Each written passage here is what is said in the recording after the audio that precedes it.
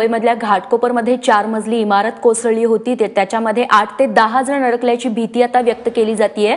त्यापैकी 3 जणांना बाहेर काढण्यात आतापर्यंत यश आलेलं आहे.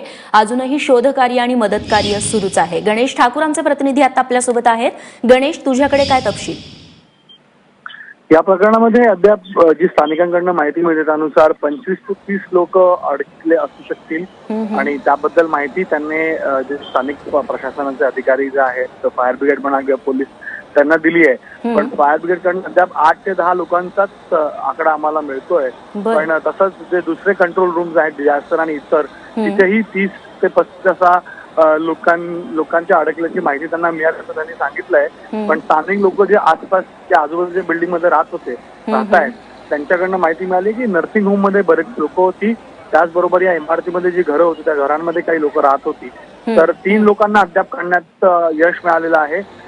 त्यांना जवळच्याच रुग्णालयामध्ये नेण्यात आलंय, त्यांच्यावर उपचार करण्यात येणार आहेत तिथे. पण अजूनही कार्य सुरू आहे आणि जो ढिगारा जो आहे, जो डेब्रीज जे आहे तिथे, ते डेब्रीज इतक्या खोलपर्यंत गेलेत की त्यांना काढण्यासाठी JCB आणि इतर मशिनरीचा वापर करण्यात येत आहे. स्थानिक लोक, पोलीस, फायर ब्रिगेड, BMCचे कर्मचारी, अधिकारी सर्व त्या स्थळावर आहेत. तिथं रेस्क्यू ऑपरेशन सुरू आहे आणि लवकरात लवकर ह्या डेब्रीजला बाहेर काढून जी लोक आत असतील. नक्कीच गणेश, तुला मी थोडंसं थांबवते. आता शिवसेनेचे स्थानिक नगरसेवक सुरेश पाटील आता आपल्यासोबत आहेत. पाटीलजी, तुम्ही घटनास्थळी गेलेला होतात का? काय चित्र बघायला मिळते आणि या इमारतीबद्दल, तिथल्या रहिवाशांबद्दल तुम्हाला काय माहिती मिळाली आहे? आता मी तिथे जागेवरती आहे. बरं. आणि ग्राउंड फ्लोर 4 ची जी बिल्डिंग आहे, खाली हॉस्पिटल होतं. हॉस्पिटलचं रिनोव्हेशन चालू होतं. बरं. त्यामुळे तिथे काय पेशंट जास्त नव्हते, 2-3 पेशंट होते. आणि वरती टोटल 15 फ्लॅट आहेत. त्यातले आता 5 ते 6 जणांना आपण जिवंत बाहेर काढण्यात आलेलं. बरं. आणि लगेच तिथे हॉस्पिटलला त्यांना उपचारासाठी पाठवण्यात आलेलं. आणि महानगरपालिकेचे यंत्रणा व सर्व पक्षाचे पदाधिकारी इथे चांगल्या पद्धतीने मदत करतात कामात. पाटीलजी, तुम्ही म्हणताय की 15 फ्लॅट्स आहेत. या 15ही फ्लॅटमध्ये लोक राहायचे? हो, राहत होते. बरं. अंदाजे किती जण राहत होते या बिल्डिंग मध्ये? मग 25 ते 30 लोक आता ढिगाऱ्याखाली आहेत. बरं. हा. आणि त्यातले 5 ते 6 जण आपण आता जिवंत बाहेर काढले. बरं.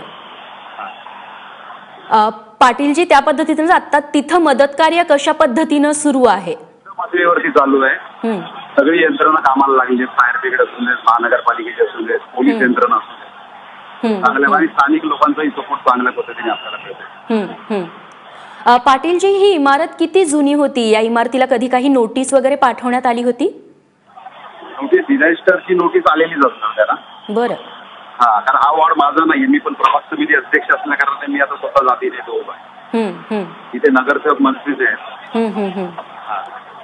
आम्ही स्वतः जातीने सगळ्या पक्षाची लोक इथे उभे आहेत. बरं. पण पाटीलजी, साधारण किती वर्ष जुनी ही इमारत असावी? तरी असला 40-45 वर्षापूर्वीची इमारत. बरं बरं.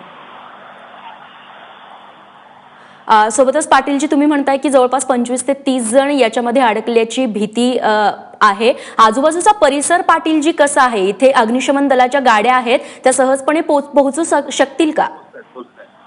बिल्डिंग एरिया असल्या कारणाने तिथे काय एवढा त्रास होत नाहीये. फक्त रस्त्याला थोडी आता ट्रॅफिक आहे, पण ते ट्रॅफिक हटवण्याचं काम ट्रॅफिक पोलीसवाले करत आहेत. तर यंत्रणा चांगल्या व्यवस्थित पद्धतीने ते पोहोचत आहेत जागेवर आणि युद्ध पातळीवर काम करतात. बरं बरं. पाटीलजी, आजूबाजूच्या इमारतींची काय स्थिती आहे इथे? आजूबाजूच्या इमारती तशा व्यवस्थित आहेत. बरं बरं. पाटीलजी, त्यासोबतच ही इमारत साधारणपणे किती वाजण्याच्या सुमारास कोसळली? सततच्या पावसामुळे वगैरे ही दुर्घटना झाली असावी असा अंदाज आहे? आणि सकाळीच झाली. 10:54 डिझास्टरचा मला त्यांना फोन केला आणि 11ला मला फोन. बरं. पाटीलजी, खूप खूप धन्यवाद. तुम्ही ही सगळी सविस्तर माहिती आम्हाला पोहोचवली त्याबद्दल. तेव्हा घाटकोपर परिसर मुंबईतला आहे, तिथली ही इमारत आहे. आत्ता स्थानिक नगरसेवकांनी सांगितल्याप्रमाणे सुमारे 30 ते 40 वर्षांपूर्वीची ही इमारत असावी आणि या इमारतीला नोटीसही बजावण्यात आलेली असावी कदाचित, असा अंदाज या नगरसेवकांनी वर्तवलेला आहे. जी इमारत सकाळी कोसळलेली आहे. जवळपास 15 फ्लॅट आणि खालच्या बाजूला एक हॉस्पिटल देखील या इमारतीत होतं. ही इमारत जेव्हा कोसळली तेव्हा त्याच्यामध्ये कमीत कमी 8 ते 10 जण अडकले असावेत अशी भीती व्यक्त केली जात होती। मात्र आता जो नवीन आकडा येतोय, स्थानिक नगरसेवकांनी सांगितलं, आपल्या प्रतिनिधींनी सांगितलं त्यानुसार कमीत कमी 30 जण तर या इमारतीच्या ढिगाऱ्याखाली अडकलेले असतील, ज्यांना वाचवण्याचं काम सध्या युद्ध पातळीवरती सुरू आहे। या दृश्यांमध्ये आपण बघतोय 4 मजल्यांची इमारत होती, ती पूर्णपणे ढासळलेली आहे।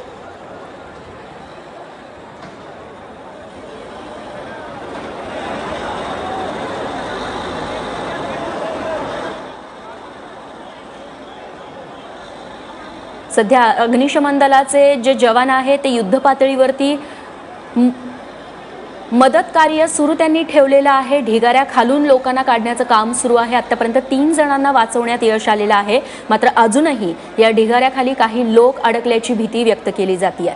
खरं तर या इमारतीमध्ये जे हॉस्पिटल होतं त्याच्या रिनोव्हेशनचं काम सुरू होतं अशी देखील माहिती मिळते।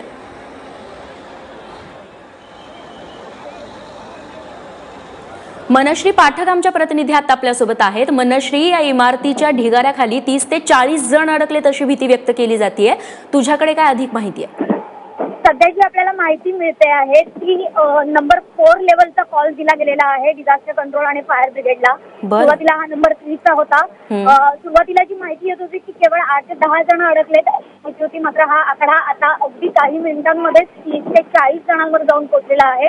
त्यासोबतच 9 ते 10 जण यांना रेस्क्यू करण्यात आलेला आहे, ढिगाऱ्याखालनं बाहेर काढण्यात आलेला आहे सुखरूपपणे, आणि त्यांना आता जे जवळचे प्रायव्हेट हॉस्पिटल, सरकारी दवाखाने असतील यांच्यामध्ये पोहोचवण्यात येत आहे।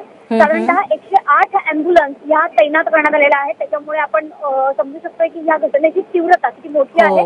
सध्या 14 फायर ब्रिगेडच्या गाड्या ह्या ऑन फील्ड आहेत, त्यासोबतच वॉटर टँकर्स देखील आहेत। मात्र अजून या घटनेमध्ये किती जणांनी आपले प्राण गमावले याची माहिती मिळू शकलेली नाहीये। सुरुवातीला कुणी तशी फारशी जीवितहानी झाली नसावी असा अंदाज प्राथमिक स्वरूपात व्यक्त केला जातोय।